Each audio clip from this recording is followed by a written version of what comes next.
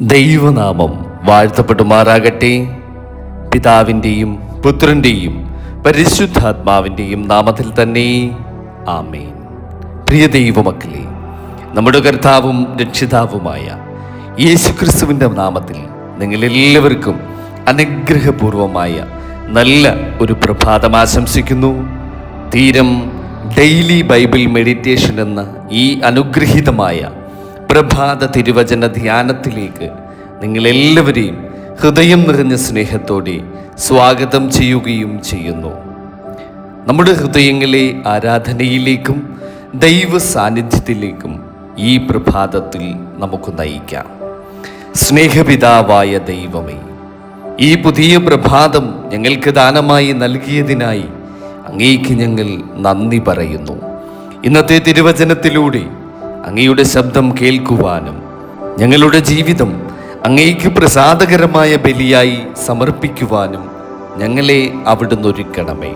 പരിശുദ്ധാത്മാവിനാൽ ഞങ്ങളുടെ ഹൃദയങ്ങളെ നിറയ്ക്കണമേ. കർത്താവായ യേശുക്രിസ്തുവിലൂടെ അപേക്ഷിക്കുന്നു. കൃപയോടെ കേൾക്കണം പിതാവേ, ആമേൻ. ഇന്നത്തെ നമ്മുടെ അനുദിന പ്രഭാത തിരുവചന വായന ധ്യാനം പുറപ്പാട് പുസ്തകം 29-ാം അധ്യായം 38 മുതൽ 46 വരെയുള്ള തിരുവചന ഭാഗമാണ്.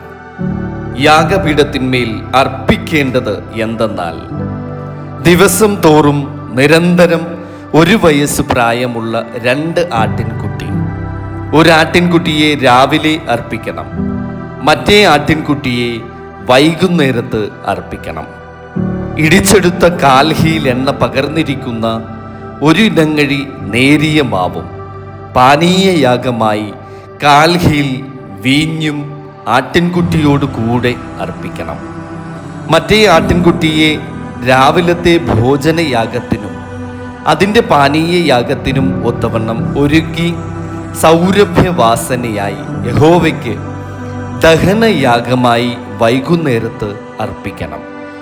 ഞാൻ നിന്നോട് സംസാരിക്കേണ്ടുന്നതിന് നിങ്ങൾക്ക് വെളിപ്പെടുവാനുള്ള സമാഗമന കൂടാരത്തിൻ്റെ വാതിൽക്കൽ വെച്ച് യഹോവയുടെ മുൻപാകെ ഇത് നിങ്ങൾക്ക് തലമുറ തലമുറയായി നിരന്തരം ഹോമയാഗമായിരിക്കണം. അവിടെ ഞാൻ ഇസ്രായേൽ മക്കൾക്ക് വെളിപ്പെടും. അത് എൻ്റെ തേജസ്സാൽ ശുദ്ധീകരിക്കപ്പെടും. ഞാൻ സമാഗമന കൂടാരവും യാഗപീഠവും ശുദ്ധീകരിക്കും. ഞാൻ അഹരോനെയും അവൻ്റെ പുത്രന്മാരെയും എനിക്ക് പുരോഹിത ശുശ്രൂഷ ചെയ്യേണ്ടുന്നതിന് ശുദ്ധീകരിക്കും.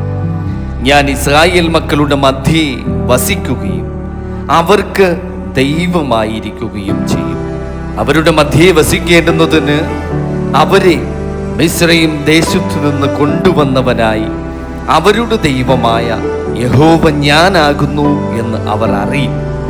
ഞാൻ അവരുടെ ദൈവമായ യഹോവ തന്നെ. ആമേൻ. ഹല്ലേലൂയ.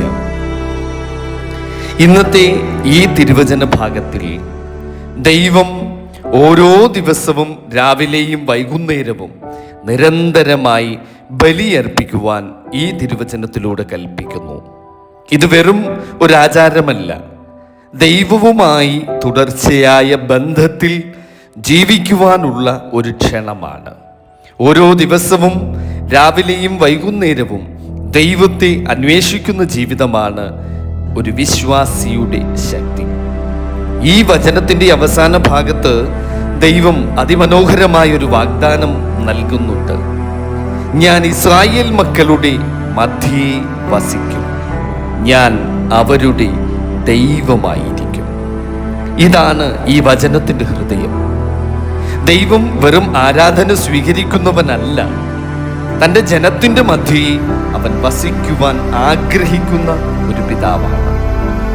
ഇന്ന് യേശുക്രിസ്തുവിലൂടെ നമ്മുടെ ഹൃദയങ്ങളാണ് ദൈവത്തിൻ്റെ ആലയം. ആയതിനാൽ നമ്മുടെ ജീവിതം ഒരു ഞായറാഴ്ചയിലെ ആരാധനയിൽ മാത്രം ഒതുങ്ങിപ്പോകരുത്. ഓരോ ദിവസവും, ഓരോ പ്രഭാതവും, ഓരോ സായാഹ്നവും ദൈവ സാന്നിധ്യം അന്വേഷിക്കുന്ന ഒരു ജീവിതമാണ്. ഇന്ന് നമുക്ക് സ്വയം നമ്മോട് തന്നെ ഒന്ന് ചോദിക്കാം, എൻ്റെ ദിവസം ദൈവത്തോടൊപ്പം ആരംഭിക്കുന്നുണ്ടോ?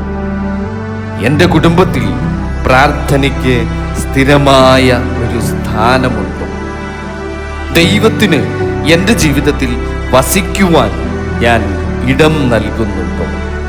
ദൈവം ഇന്നും നമ്മോട് പറയുന്നു, ഞാൻ നിങ്ങളുടെ മധ്യേ വസിക്കുവാൻ ആഗ്രഹിക്കുന്നു.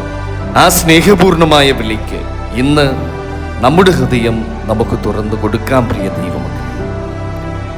ഒരു നിമിഷം നമ്മുടെ കണ്ണുകൾ അടച്ച് നമുക്ക് പ്രാർത്ഥിക്കാം.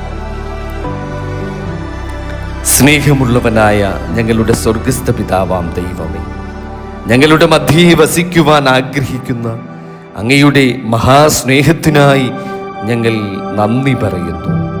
ഞങ്ങളുടെ ഹൃദയങ്ങളെ അങ്ങയുടെ വിശുദ്ധ ആലയമാക്കി മാറ്റണമേ. പ്രതിദിനം പ്രാർത്ഥനയിലും ആരാധനയിലും അങ്ങയോടൊപ്പം നടക്കുവാൻ അവിടുന്ന് കൃപ നൽകണമേ. ഞങ്ങളുടെ വീടുകളിൽ സമാധാനവും സന്തോഷവും ഐക്യവും നിറയ്ക്കണമേ. ഞങ്ങളുടെ രോഗികളായവർക്ക് സൗഖ്യം നൽകണമേ. ദുഃഖിച്ചിരിക്കുന്നവർക്ക് ആശ്വാസവും ഭയപ്പെടുന്നവർക്ക് ധൈര്യവും നൽകണമേ. ഇന്നത്തെ ഈ ദിവസം മുഴുവനും അങ്ങയുടെ സാന്നിധ്യം ഞങ്ങളെ നയിക്കുകയും ഞങ്ങളെ കാത്ത് സൂക്ഷിക്കുകയും ചെയ്യണമേ. കർത്താവായ യേശുക്രിസ്തുവിൻ്റെ നാമത്തിൽ അപേക്ഷിക്കുന്നു. കൃപയോടെ കേൾക്കണം പിതാവേ, ആമേൻ. കർത്താവ് നിങ്ങളെ അനുഗ്രഹിക്കട്ടെ. കർത്താവ് തൻ്റെ മുഖം നിങ്ങളിൽ പ്രകാശിപ്പിക്കട്ടെ. കർത്താവിൻ്റെ സാന്നിധ്യം എന്നും നിങ്ങളോട് കൂടെ ആയിരിക്കട്ടെ. ആമേൻ.